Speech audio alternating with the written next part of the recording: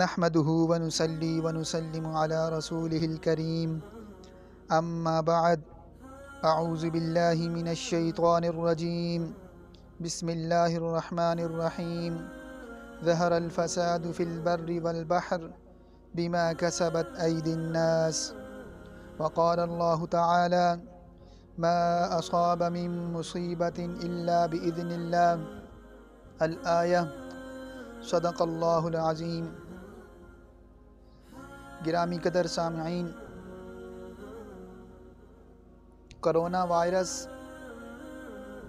یہ ایک عالمی وبائی مرض ہے۔ اس سے ملتی جلتی ایک بیماری تھی جس کا نام طاعون تھا۔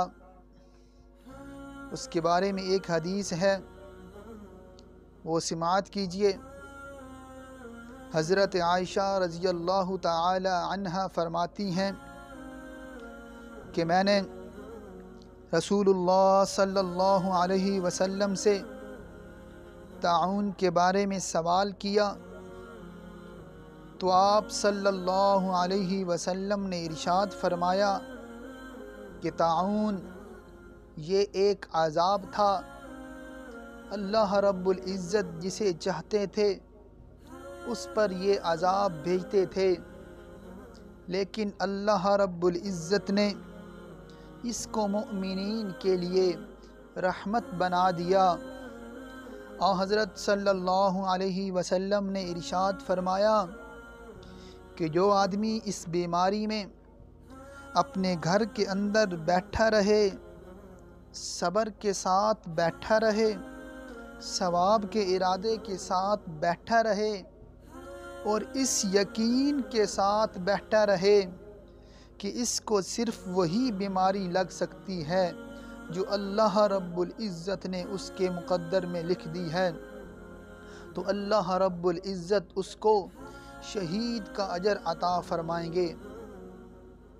اور یہ حدیث مسند احمد کی ہے اور بخاری شریف کی شرط کے مطابق یہ صحیح حدیث ہے۔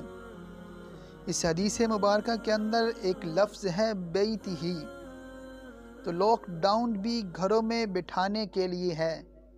اس لاک ڈاؤن کی آپ صلی اللہ علیہ وسلم کی اس حدیث سے تائید ہوتی ہے، اس لیے حکومت نے یہ جو پابندی لگائی ہے ہمیں اس کی روح کے مطابق اچھے طریقے سے عمل کرنا چاہیے تاکہ ہمیں مکمل اور کامل طور پر ثواب حاصل ہو۔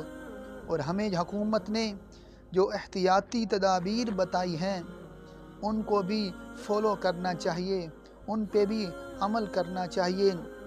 اللہ رب العزت تمام بیماروں کو شفا عطا فرمائے، اور جو اس وائرس سے بچے ہوئے ہیں اللہ رب العزت ان کی کامل حفاظت فرمائے، اور جو مؤمنین اس وائرس سے فوت ہوئے ہیں اللہ رب العزت ان کے درجات بلند فرمائے، اللہ رب العزت ان کی آخرت کی تمام منزلیں آسان فرمائے۔